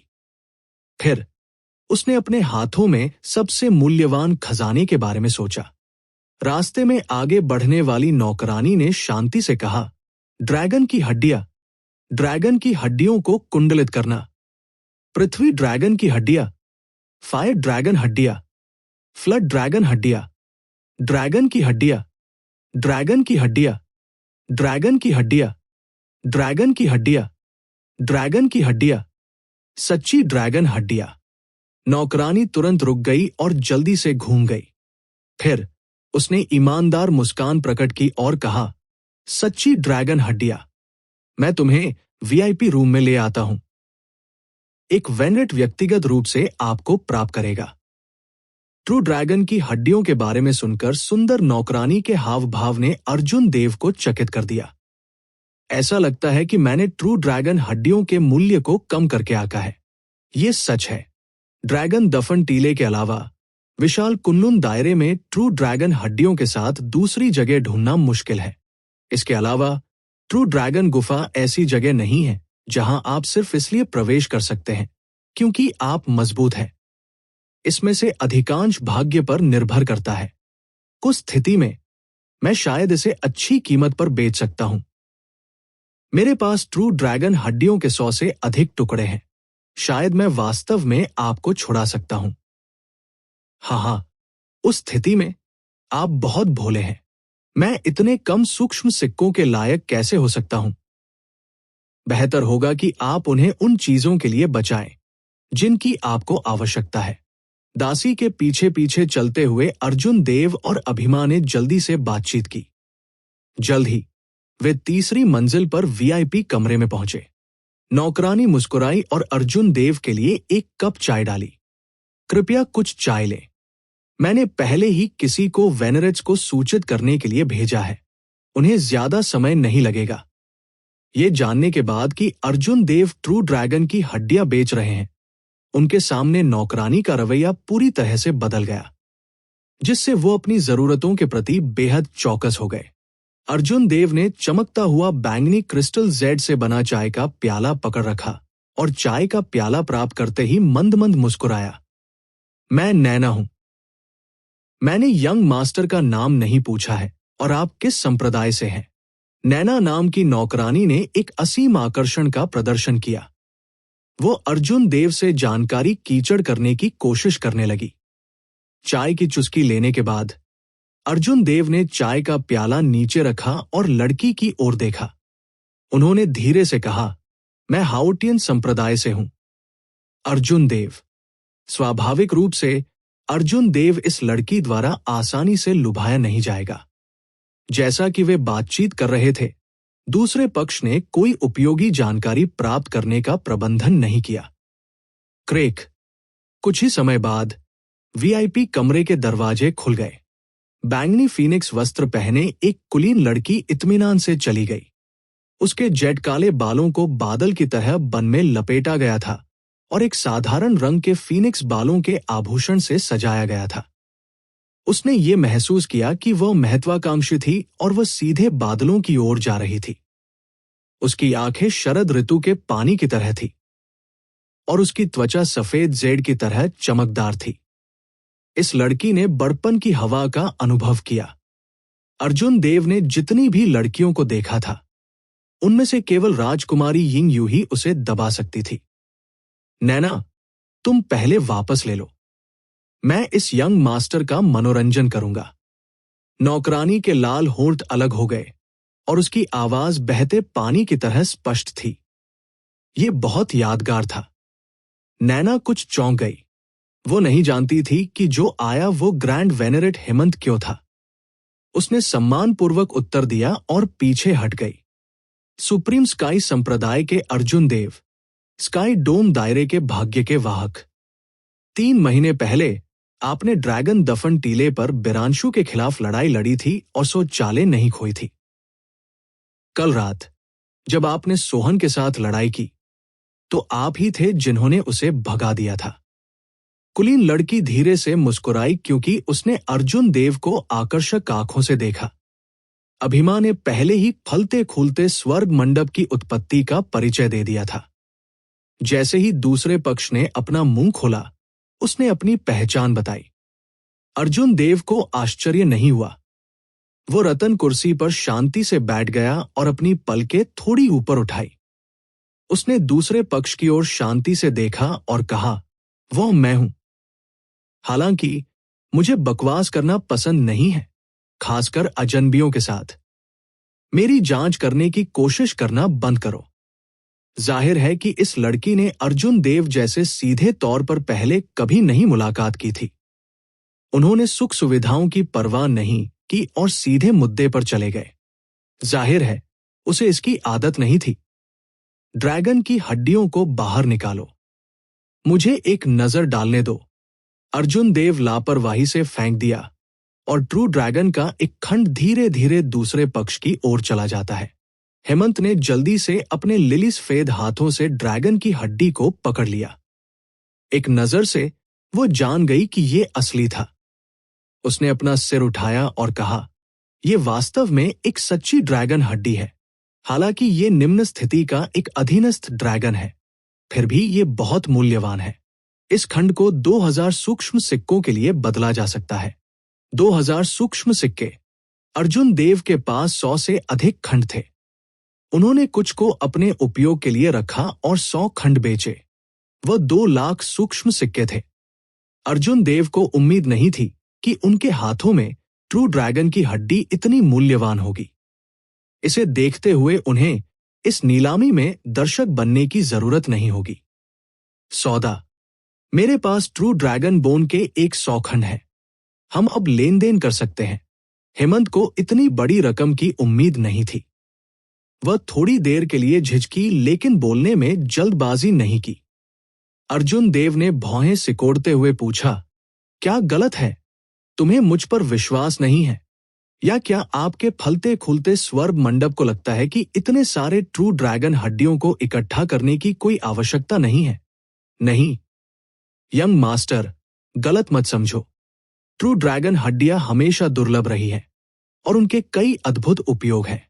स्वाभाविक रूप से खलता फूलता स्वर्ग मंडप बहुत अधिक होने के बारे में शिकायत नहीं करेगा।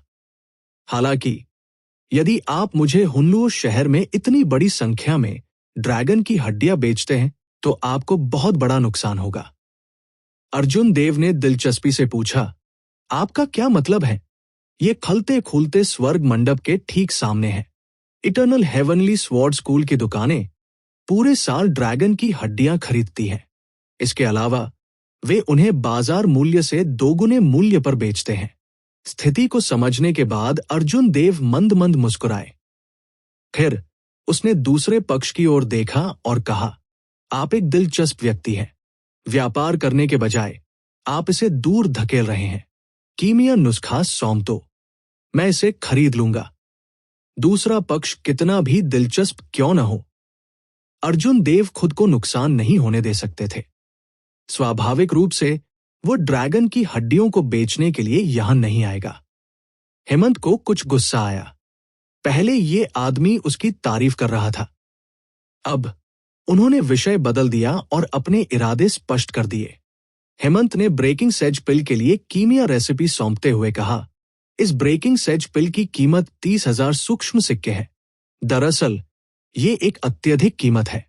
यदि आप वास्तव में इसे खरीदना चाहते हैं तो 10,000 एस्ट्रल सिक्कों का आधार मूल्य पर्याप्त से अधिक है। ओह, उस स्थिति में मैं इसे 2 दिनों में नीलाम कर दूंगा। अलविदा, अर्जुन देव ने खड़े होते हुए कहा। अर्जुन देव को ऐसे ही जाते देख हेमंत को बेहद उदास महसूस हुआ। इससे पहले कि वह अपनी बात समाप्त कर पाती, अर्जुन देव ने पहले ही दरवाजा खोल दिया था और चला गया था। बहुत पहले गायब हो गया था। खलते खुलते स्वर्ग मंडप के बाहर अभिमा को संदेह हुआ। उसने कहा, ऐसा लगता है कि उस लड़की को अभी भी कुछ कहना है। तुमने उसे बिल्कुल भी मौका क्यों नहीं दिया? अर्जुन देव ने धीरे से कहा, इस महिला की उत्पत्ति अज्ञात है। वो मजबूत है और उसके पास कई विचार हैं। उसके साथ कम संपर्क रखना सबसे अच्छा है। मुझे आश्चर्य है, ये अनंत स्वर्गीय तलवार स्कूल ड्रैगन की हड्डियां खरीदने के लिए इतना पैसा क्यों खर्च कर रहा है? अभिमा ने तर्कसंगत रूप से विश्लेषण किया। ये औषधीय गोलियों को परिष्कृत करने के लिए होना चाहिए। ट्रू ड्रैगन अवशेष कई ऋषि ग्रेड औषधीय गोलियों के लिए एक आवश्यक घटक है। इतने बड़े पैमाने पर खरीदारी से पता चलता है कि इस औषधीय गोली की सफलता दर एक नियमित ऋषि ग्रेड औषधीय गोली की तुलना में बहुत कम है। उनके पास पर्याप्त ट्रू ड्रैगन अवशेष होने चाहिए। अर्जुन देव ने अपना सिर उठाया और सामने की ओर देखा। फिर उन्होंने कहा, हम अनंत स्वर्गीय जड़ी बूटी की दुकान पर पहुंच गए हैं। हेमंत ने जो कहा वो सच था। वास्तव में फलते फूलते स्वर्ग मंडप के सामने एक शाश्वत स्वर्गीय तलवार स्कूल जड़ी बूटी की दुकान थी। वे इसे कुछ कदमों के बाद देख सकते थे। प्रवेश करने के बाद अर्जुन देव ने आने का अपना उद्देश्य बताया। मैनेजर तुरंत खुशी से झूम उठा और अर्जुन देव के साथ लेन देन पूरा कर लिया। 100 खंड ट्रू ड्रैगन अवशेषों का कुल 4 लाख सूक्ष्म सिक्कों के लिए आदान प्रदान किया गया था। इस तरह अर्जुन देव के पास 5 लाख से अधिक सूक्ष्म सिक्के थे। एक नियमित अवर ग्रेड मार्शल ऋषि का मूल्य 2 मिलियन से अधिक सूक्ष्म सिक्कों का नहीं होगा। अर्जुन देव की वर्तमान खेती को देखते हुए 5 लाख सूक्ष्म सिक्के एक त्वरित भाग्य होंगे। यंग मास्टर, कृपया एक क्षण प्रतीक्षा करें। हमारे यंग मास्टर आपको बातचीत के लिए ऊपर आमंत्रित करना चाहते हैं। लेन देन के बाद मोटे दुकानदार ने अर्जुन देव को आमंत्रित किया। ये जड़ी बूटियों की दुकान इटर्नल हेवनली स्वॉर्ड स्कूल का था। दुकानदार ने जिस यंग मास्टर का उल्लेख किया है वो eternal heavenly sword school Ayush का शीर्ष सच्चा उत्तराधिकारी होना चाहिए। Eternal heavenly sword school thunder king की थंडर वुड स्वॉर्ड के टूटे हुए हिस्से की नीलामी करना चाहता था। यह अजीब नहीं था कि अनंत स्वर्गीय तलवार स्कूल का शीर्ष सच्चा उत्तराधिकारी व्यक्तिगत रूप से आएगा। अर्जुन देव लंबे समय से अपने लिए इटर्नल हेवनली स्वॉर्ड स्कूल देखना चाहते थे। उन्होंने सहमत होने में संकोच नहीं किया। दूसरी मंजिल पर अर्जुन देव ने उस युवा गुरु को देखा जिसका उल्लेख दुकानदार ने किया था। वो लगभग 27 या 28 वर्ष का था, जिसे कुनलुन क्षेत्र में बहुत छोटा माना जाता था। आयुष सुंदर दिखता था और उसकी गहरी साधना थी। एक अर्धऋषि। उसकी आंखों की गहराई में बिजली की चिंगारी उछल पड़ी। एक अस्पष्ट तलवार का इरादा कभी कभी बिजली की रोशनी में टिमटिमाता था। आयुष के पीछे अर्जुन देव ने ध्यान से देखा और सोहन के समान स्वर्गीय ऋषि नियमों की खोज की। ये व्यक्ति सरल नहीं था। हालांकि अर्जुन देव को इस बात की चिंता नहीं थी। वह इस बात के बारे में अधिक चिंतित था कि जब आयुष ने पहली बार उसे देखा तो उसकी आंखों में एक मुश्किल से पता लगाने वाला हत्या का इरादा चमक उठा। व्हाइट रोब ब्लेड्समैन, मैंने आपके महान नाम के बारे में बहुत पहले सुना है। आपको ड्रैगन दफन टीले पर ट्रू ड्रैगन हड्डियों के ये 100 टुकड़े प्राप्त करने चाहिए थे, है ना? ऐसा लगता है कि आपको बीरांशु से 100 चाले मिलने की अफवाह सच है। हालांकि आयुष ने यह बात कही, लेकिन उनके चेहरे पर से अहंकार कम नहीं हुआ। उन्हें वास्तव में अर्जुन देव की परवाह नहीं थी। अगर सैवेज बैटलफील्ड हुन्नुओ शहर से इतनी दूर नहीं होता तो मेरा मानना है कि हम पहले ही मिल चुके होते। अर्जुन देव ने लापरवाही से जवाब दिया। दूसरे पक्ष के मुद्दे पर आने का इंतजार कर रहा था। आयुष ने अलग थलग अंदाज में पूछा, आधे महीने पहले आपने इज्योर पीक सिटी के पास 2 अर्धऋषियों को मार डाला था। क्या ये सच है? हाँ, मैंने वास्तव में 2 अंधे अर्धऋषियों को मार डाला था। क्या आपके विशिष्ट सवा के पास मेरे लिए कोई सलाह है? दूसरे पक्ष का लहजा प्रतिकूल था और अर्जुन देव को लगा कि कुछ गड़बड़ है।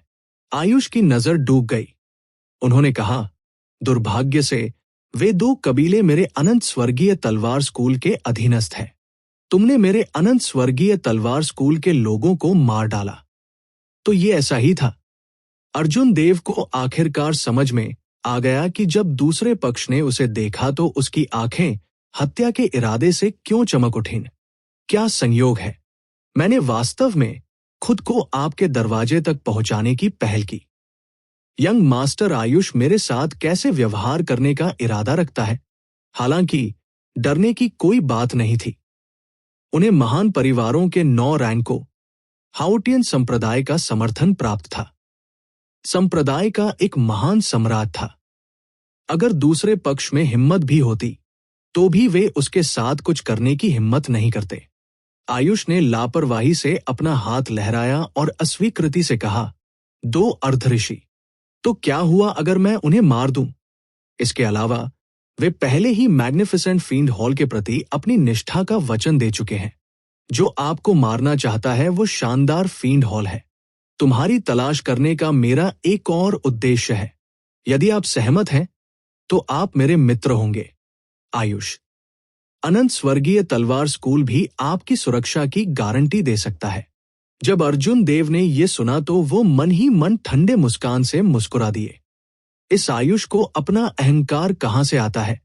न केवल कोई भुगतान नहीं है, बल्कि वह मुझे केवल कुछ खाली शब्दों से स्थानांतरित करना चाहता है।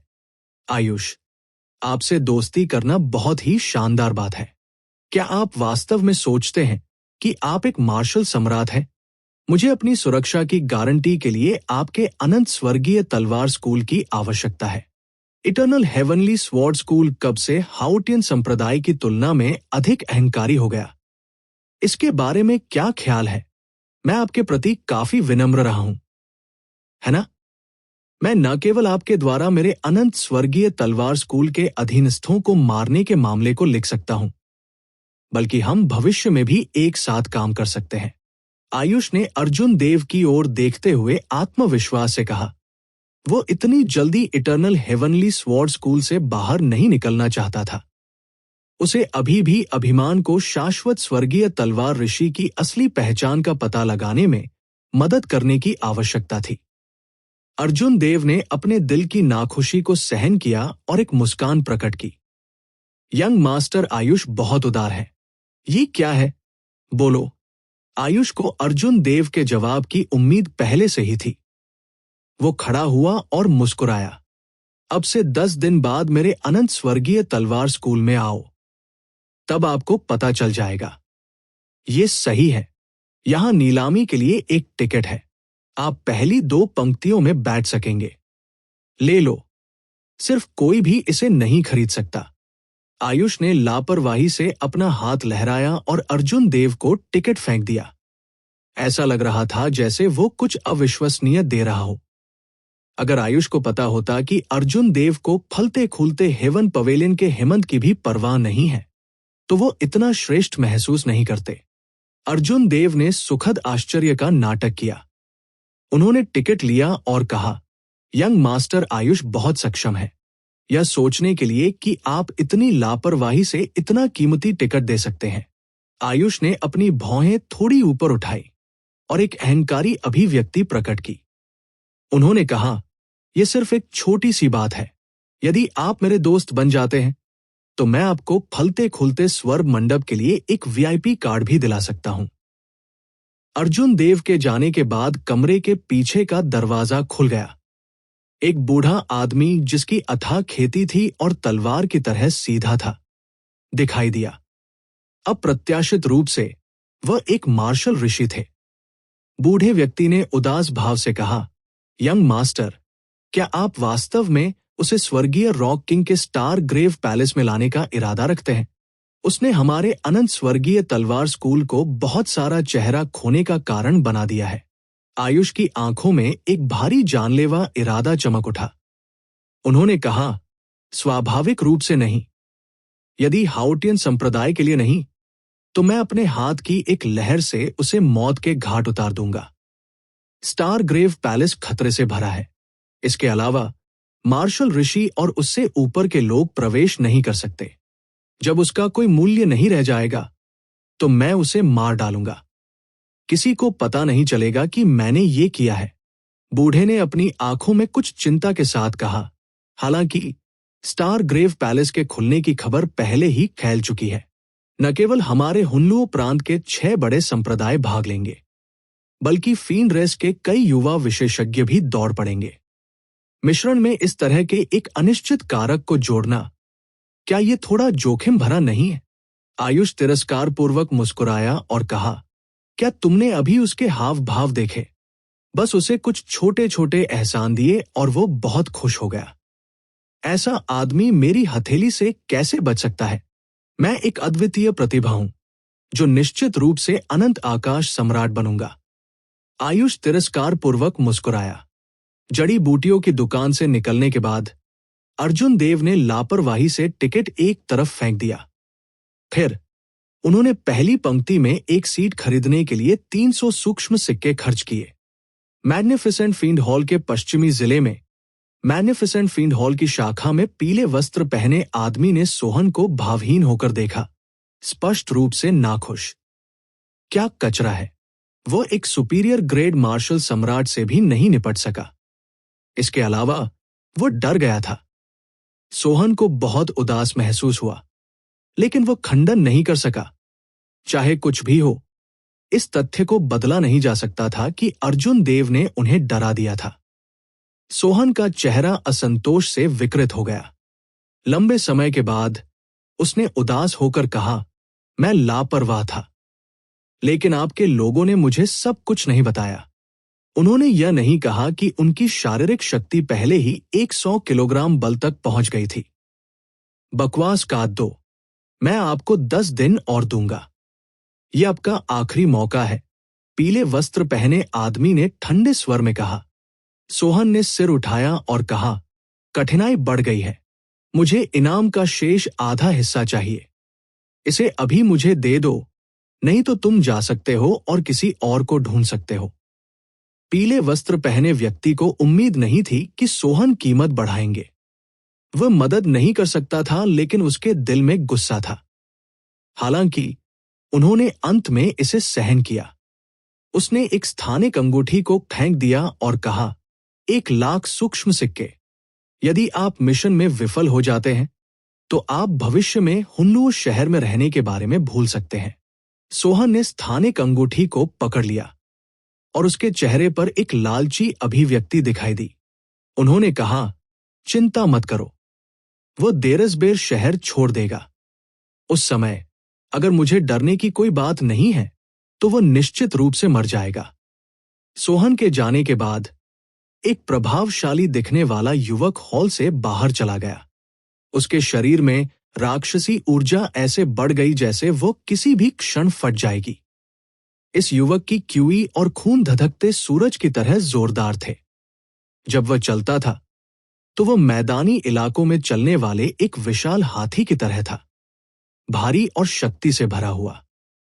यह फीन डोमेन की हाथी दौड़ का एक कृषक था। युवक ने पूछा, क्या गलत है? उस बव्वा से निपटना आसान नहीं है। क्या आपको मुझे एक कदम उठाने की आवश्यकता है? जब पीले वस्त्र वाले व्यक्ति ने इस युवक को देखा, तो उसने तुरंत अपने चेहरे पर क्रोध वापस ले लिया। उन्होंने कहा, कोई जरूरत नहीं है। मैंने पहले ही एक फुलप्रूफ योजना तैयार कर ली है। यंग हॉल मास्टर, इतनी छोटी सी बात से परेशान होने की कोई जरूरत नहीं है। शानदार फील्ड हॉल के यंग हॉल मास्टर को कोई आपत्ति नहीं थी। उन्होंने कहा, शाखा मुझे कितने सूक्ष्म सिक्के दे सकती है? मुझे इस नीलामी के लिए 3 चोटी रक्षात्मक सुपीरियर ग्रेड गुप्त खजाने की आवश्यकता है, अन्यथा स्टार ग्रेव पैलेस आश्वस्त नहीं होगा। चिंता मत करो, हॉल मास्टर ने हमें पहले ही सूचित कर दिया है। 5 लाख सूक्ष्म सिक्के पहले ही तैयार किए जा चुके हैं। पीले वस्त्र पहने आदमी ने कहा, इसके लिए बहुत पहले से तैयारी कर चुका था। बढ़ती फील्ड एनर्जी वाले युवा संतुष्टि में मुस्कुराए। उसने अपनी मुट्ठियां कसकर भींच ली और दृढ़ दृष्टि से कहा, जब तक मैं great rock spreading wings painting का टुकड़ा प्राप्त कर सकता हूं, भले ही मैं मार्शल ऋषि के लिए आगे न बढ़ सकूं, मैं एक और 100 स्वर्गीय ऋषि कानून प्राप्त करने में सक्षम हो जाऊंगा, जिससे मेरी ताकत 50% बढ़ जाएगी। जब पीले वस्त्र पहने आदमी ने great rock spreading wings painting के बारे में सुना तो वह मदद नहीं कर सका, लेकिन तड़प की अभिव्यक्ति प्रकट की। उन्होंने कहा, मैंने सुना है कि स्वर्गीय रॉक किंग ने मरने से पहले अपनी सभी समझ को इस great rock spreading wings painting में समेट दिया था। हालांकि यह पहले ही टुकड़ों में बिखर चुका है, लेकिन एक मार्शल ऋषि को भी इससे बहुत फायदा होगा। दुर्भाग्य से यहां तक कि संप्रभु मार्शल सम्राट भी उस स्टार ग्रेव पैलेस में नहीं घुस सकते। केवल मार्शल सेज से नीचे के लोग ही प्रवेश कर सकते हैं, अन्यथा ये बूढ़ा आदमी उत्साह में शामिल हो जाएगा। युवक मंद मंद मुस्कुराया और बोला, हाँ, यदि पेंटिंग के अधिक टुकड़े हैं तो मैं एल्डर हुआंग के लिए एक ला सकता हूं। पीले वस्त्र पहने आदमी ने जल्दी से मुट्ठी बांधकर सलामी दी और कहा, उस मामले में मैं यंग हॉल मास्टर को अग्रिम धन्यवाद देता हूं। 2 दिन बाद खलते खुलते स्वर्ग मंडप की बड़े पैमाने पर नीलामी निर्धारित कार्यक्रम के अनुसार शुरू हुई। हुन्लुओ शहर के सभी सुपीरियर ग्रेड मार्शल सम्राट और उससे ऊपर के लोग दौड़ पड़े। भीड़ एक नदी की तरह बहती है जो फलते खुलते स्वर्ग मंडप के हॉल में बहती है। काले रंग के लबादे पहने अर्जुन देव हॉल के पार एक मंडप में खड़े थे। जब उसने ये दृश्य देखा तो वो ह भरने के अलावा कुछ नहीं कर सका। शायद 6000 से अधिक लोग हैं। यहां तक कि एक संप्रभु संप्रदाय में भी इतने सारे सुपीरियर ग्रेड मार्शल मोनार्क नहीं होंगे। नीलामी में सीमित सीटें थी, इसलिए केवल सुपीरियर ग्रेड मार्शल मोनार्क ही प्रवेश कर सकते थे। हालांकि अभी भी बहुत सारे लोग दौड़ रहे थे। अर्जुन देव ने पहली बार ऐसा सीन देखा था, इसलिए वो कुछ हैरान रह गए। ये सामान्य है। देवलोक डोमेन और फील्ड डोमेन के आधे से अधिक ढीले किसान यहां इकट्ठे हुए हैं। इतने सारे सुपीरियर ग्रेड मार्शल मोनार्क और उससे ऊपर के लोगों का आना कोई अजीब बात नहीं है। अभिमा ने पहले भी कई भव्य दृश्य देखे थे। ये अर्जुन देव की तुलना में बहुत अधिक राजसी और बहुत शांत थे। 1 घंटे के बाद भीड़ धीरे धीरे कम हो गई। अर्जुन देव भी प्रवेश करने की तैयारी कर रहे थे। ठीक इसी समय दूर से अर्जुन देव की दृष्टि में धीरे धीरे एक परिचित आकृति दिखाई दी। ये सफेद कपड़ों में एक नाजुक और आकर्षक महिला थी। उसकी त्वचा जेड की तरह सफेद थी और ऐसा लग रहा था जैसे इसे हवा के झोंके से तोड़ा जा सकता है। उसके शुद्ध और प्यारे चेहरे पर एक प्राकृतिक आकर्षण था। उसके सुडौल और आकर्षक शरीर ने लोगों को अपने दिलों की लपटों को नियंत्रित करने में असमर्थ बना दिया। एक झटके के साथ वे जलने लगे। जैसे ही वह चलती थी, उसकी कमर पर लटकी हुई शराब की लौकी आगे पीछे हिलती रही। उसका चेहरा उच्च आत्माओं में था। आकर्षण बिखेर रहा था। जैसे ही वह दिखाई दी, उसने सभी का ध्यान आकर्षित किया। अर्जुन देव थोड़ा स्तब्ध रह गए और उन्होंने जो कर रहे थे उसे रोक दिया। उनके चेहरे पर एक कोमल मुस्कान दिखाई दी क्योंकि उन्होंने कहा, लगभग 2 साल हो गए हैं जब मैंने इस लड़की को आखिरी बार 5 राष्ट्र युवा प्रतियोगिता के बाद देखा था। टस्क टीस्क, क्या ये छोटी लोमड़ी है जिसे मैंने तब गले लगाया था? मैंने ये कल्पना करने की हिम्मत नहीं की कि न केवल वो मानव रूप लेने में कामयाब रही, बल्कि वो इतनी आकर्षक भी दिखती है। अभिमा की आंखें भी सदमे से भर गई। अरे, उसके बगल में वो आदमी कौन है? उसकी टकटकी बहुत अस्पष्ट लगती है। अर्जुन देव ने अपनी निगाहें हटा ली और अपने लबादे का फन नीचे खींच लिया। उसने शांति से कहा, वो शायद उसके पीछा करने वालों में से एक है। चलो चले, ये हमारे लिए अंदर जाने का समय है। रुको, तुम इस लड़की से नहीं मिलने जा रहे हो? अभी समय नहीं आया है। शालिनी मेघ के 4 लोगों के समूह ने फलते फूलते स्वर्ग मंडप के सामने सड़क पर धीरे से बातचीत की। मैंने सुना है कि टूटी हुई थंडर किंग की शहतूत तलवार के अलावा कई चोटी सुपीरियर ग्रेड गुप्त खजाने होंगे। यहां तक कि ऋषि ग्रेड गुप्त खजाने, जो सुपीरियर ग्रेड सीक्रेट ट्रेजर से भी अधिक कीमती हैं, इस नीलामी में दिखाई देंगे।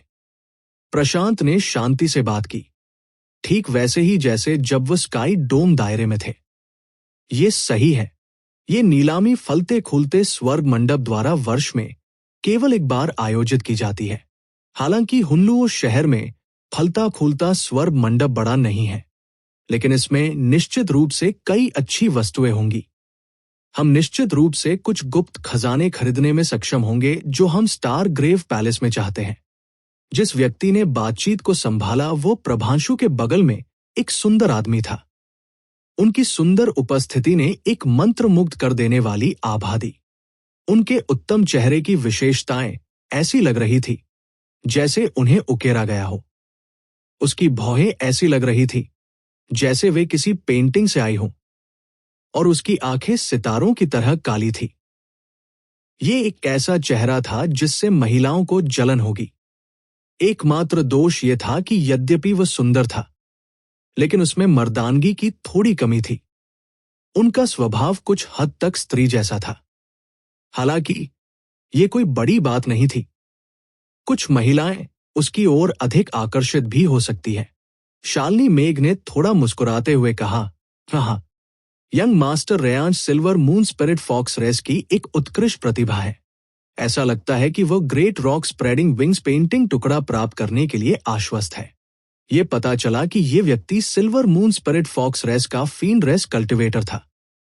कोई आश्चर्य नहीं कि वो इतना सुंदर था। स्पिरिट फॉक्स रेस के मानव रूप लेने के बाद वे सभी सुंदर पुरुष और सुंदर महिलाएं थी। वे बहुत आकर्षक थे। रेयांश मंद मंद मुस्कुराया और शालिनी मेघ की ओर देखा। उसकी आंखों में एक अगोचर स्वामित्व वाला रूप चमक उठा। वह मुस्कुराया और कहा, यह आसान है। आप दोनों प्रभांशु के मित्र हैं। इस बार हमें जो लाभ मिलेगा उसमें निश्चित रूप से आप दोनों शामिल होंगे। ठीक इसी समय सामने चल रहा प्रवण अचानक रुक गया। उसकी भौहें, जो विलो के पत्तों की तरह थी, धीरे से एक साथ बुनी हुई थी। उसकी अभिव्यक्ति सुखद आश्चर्य और भ्रम में से एक थी। प्रभांशु, क्या गलत है? रेयांश ने झट से आगे बढ़कर पूछा। प्रभांशु ने कुछ अनिश्चितता से कहा, ऐसा लगता है कि मुझे पहले बड़े भाई अर्जुन देव की आभा महसूस हो गई थी। हालांकि पलक झपकते ही वो आभा खुद को छिपा लेती थी। मुझे नहीं पता कि बड़े भाई अर्जुन देव यहां हैं या नहीं।